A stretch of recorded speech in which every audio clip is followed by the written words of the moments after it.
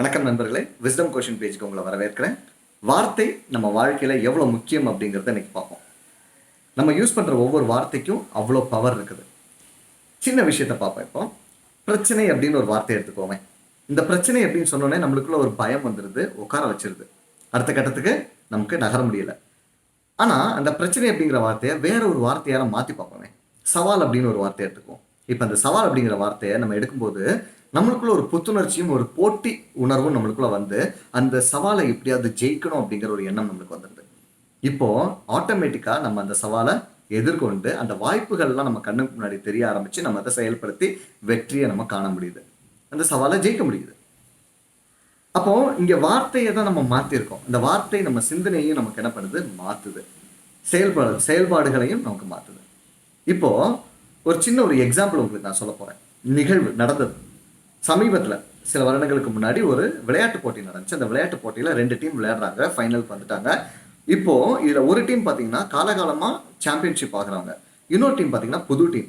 அவங்க இந்த தடவை என்ன பண்ணியிருக்காங்க, இந்த தொடர் ஃபுல்லாகவே லீக் மேட்ச்சில் ஆரம்பித்து எல்லா டீம்ஸையும் ஜெயிச்சு வந்துட்டாங்க. இப்போ ஃபைனல் மேட்ச் ஆட போகிறாங்க. ஆட போகிறதுக்கு முன்னாடி 2 கேப்டனுமே அவங்கவுங்க டீம் மெம்பர்ஸ்கிட்ட பேசுகிறாங்க. அப்போது இந்த புது டீமில் இருக்க இந்த கேப்டன் வந்து டீம் மெம்பர்ஸ்கிட்ட பேசுகிறாரு, இங்கே பாருங்கள் நம்ம இன்னைக்கு ஜெயிக்கிறோம், கப்பை கொண்டு போகிறோம் அப்படின்ட்டு. இன்னொரு அந்த ஜாம்பவான் டீமில் இருக்க கேப்டன் வந்து அந்த டீம் பிளேயர்ஸ்ட்டு சொல்கிறாங்க, இங்கே பாருங்கள் புது டீம் வந்திருக்கான், நம்ம இன்னைக்கு தோத்துறவே கூடாது அப்படின்னு சொல்கிறாங்க. இவங்க ஜெயிக்கணும்னு சொல்கிறாங்க, இவங்க தோத்துறவே கூடாதுன்னு சொல்கிறாங்க. அவ்வளோதான், 2 பேரும் விளையாட போயிட்டாங்க. மக்கள் மத்தியில் ஒரு பெரிய எதிர்பார்ப்பு இருந்துச்சு, அந்த ஜாம்பவான் டீம் தான் ஜெயிப்பாங்கன்னு. கடைசியில் அவங்க ஜெயிக்கலை, இந்த டீம் ஜெயிச்சிருச்சு. இப்போ அதுக்கு காரணம் என்னன்னு பார்த்தீங்கன்னா, இந்த புது டீம் பார்த்தீங்கன்னா அவங்களுக்குள்ள அந்த ஒரு புரிந்துணர்வு இருந்துச்சு, ஒரு ஒத்துழைப்பு இருந்துச்சு, அவங்களுக்குள்ள ஒரு நேர்மறை எண்ணம் இருந்துச்சு. ஜெயிக்கிறோம், கப்பை வாங்குறோம் அப்படிங்கிற அந்த எண்ணத்தோடு அவங்க விளையாடினாங்க. ஒவ்வொரு விஷயத்தையும் ஒவ்வொரு வாய்ப்பாக பயன்படுத்தி அவங்க ஜெயிச்சிட்டாங்க. வேற அந்த டீம் என்ன பண்ணாங்க, தோத்துறக்கூடாது அப்படின்னு சொன்ன உடனே அவங்களுக்குள்ள என்ன ஆயிடுச்சு, ஒரு பய உணர்வு வந்துருச்சு. இந்த பய உணர்வுல அவங்க செயல்படும் போது அவங்களால எதையுமே ஒழுங்கா பண்ண முடியல. இப்போ சிந்தனை அவங்களுக்கு செயல்படாம போய் அவங்களால ஒழுங்கா எண்ணம் அவங்களுக்கு சரியா வராம அந்த மைண்டினுடைய அந்த ஷார்ப்னஸ், அந்த இன்டெலெக்டோடைய அந்த ஷார்ப்னஸ் அங்கே ஒர்க் ஆகாம அவங்களுக்கு எதுவும் செய்ய முடியாம போயிடுச்சு. அப்போ இப்படித்தான் நம்ம வாழ்க்கையில இருக்கிற ஒவ்வொரு விஷயத்தையும் நம்ம கவனிக்கணும். சின்ன சின்ன வார்த்தைகள் கூட பெரிய விதமான மாற்றத்தை கொடுக்கும்.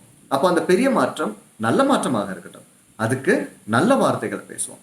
தேங்க்ஸ் அப்படிங்கிற வார்த்தையை அதிகமாக யூஸ் பண்ணுங்க. இந்த நன்றி அப்படிங்கிற வார்த்தைக்கு அவ்வளோ சக்தி இருக்குது. நல்ல நல்ல வார்த்தைகள் பேசுவோம்.